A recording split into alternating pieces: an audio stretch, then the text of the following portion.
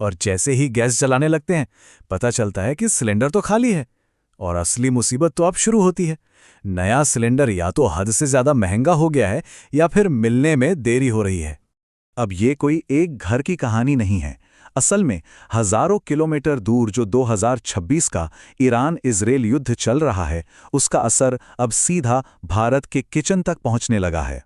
तो फिर सवाल ये उठता है, और यही हम आज समझने की कोशिश करेंगे कि क्या भारत सच में एक बड़े एलपीजी संकट की तरफ बढ़ रहा है, और अगर हाँ, तो इस सबके पीछे की असली वजह क्या है। तो चलिए इस मामले की तह तक चलते हैं।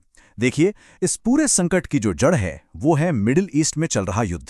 एक ऐसा युद्ध जिसने दुनिया भर के एनर्जी मार्केट में, कह सकते हैं, एक भूचाल ला दिया है। और इस सारी उथल पुथल के बिल्कुल सेंटर में है एक जगह, स्ट्रेट ऑफ हॉर्मुज। हिंदी में कहें तो हॉर्मुज जल डमरू मध्य। अब ये है क्या? ये आप समझ लीजिए, एक ऐसा समुद्री रास्ता है जो दुनिया के लिए एनर्जी की लाइफलाइन जैसा है। और आपको जानकर हैरानी होगी कि दुनिया का करीब 20%, जी हाँ 20% तेल और गैस सिर्फ इसी एक पतले से रास्ते से होकर गुजरता है। मतलब सोचकर देखिए कि ये कितना ज़्यादा ज़रूरी है।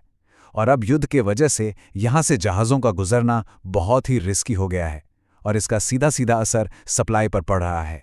ठीक है, तो मिडिल ईस्ट में तनाव है, ये तो समझ आता है। लेकिन सवाल यह है कि इसका भारत पर इतना गहरा असर क्यों पड़ रहा है। इसका जवाब छिपा है एक शब्द में, निर्भरता, यानी इंपोर्ट पर हमारी डिपेंडेंसी। जरा भारत की सिचुएशन देखिए। हम अपनी जरूरत का लगभग 60% एलपीजी बाहर से मंगाते हैं, मतलब इंपोर्ट करते हैं।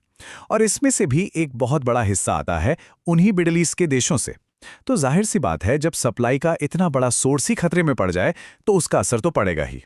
तो ये असर हम तक पहुंचता कैसे है, इसकी पूरी चेन समझिए। जैसे ही लड़ाई शुरू हुई, इंटरनेशनल मार्केट में गैस और तेल के दाम आसमान छूने लगे। जहाज़ों का आना जाना मुश्किल हो गया, और जो जहाज़ आ जा रहे थे उनका इंश्योरेंस और ट्रांसपोर्ट का खर्चा कई गुना बढ़ गया। और इन सब का मिला जुला नतीजा क्या हुआ? भारत में एलपीजी सिलेंडर के बढ़ते दाम। अब बात सिर्फ घरों की रसोई तक ही नहीं रुकी है। इस संकट का असर इससे कहीं ज्यादा बड़ा है। ये हमारे बिजनेसेस और पूरी इकोनॉमी को भी प्रभावित कर रहा है। कई शहरों से ऐसी खबरें आ रही हैं कि रेस्टोरेंट्स और होटल्स को उतनी एलपीजी नहीं मिल पा रही जितनी उन्हें चाहिए। हालात ये हैं कि कुछ जगहों पर तो मेन्यू में आइटम्स कम कर दिए गए हैं। इसका असर फूड डिलीवरी बिजनेस पर भी पड़ना शुरू हो गया है। और ऐसा हो क्यों रहा है?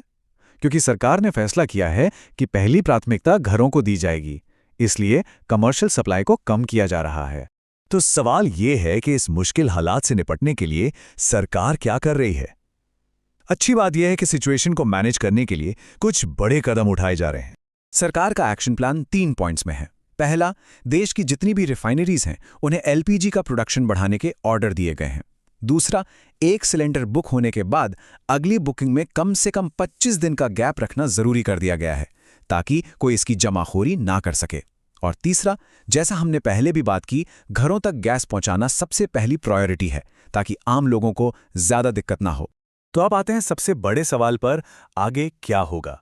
देखिए, एक्सपर्ट्स का मानना है कि आने वाला वक्त कैसा होगा, ये सब कुछ इस बात पर टिका है कि मिडिल ईस्ट में ये लड़ाई और कितनी लंबी चलती है।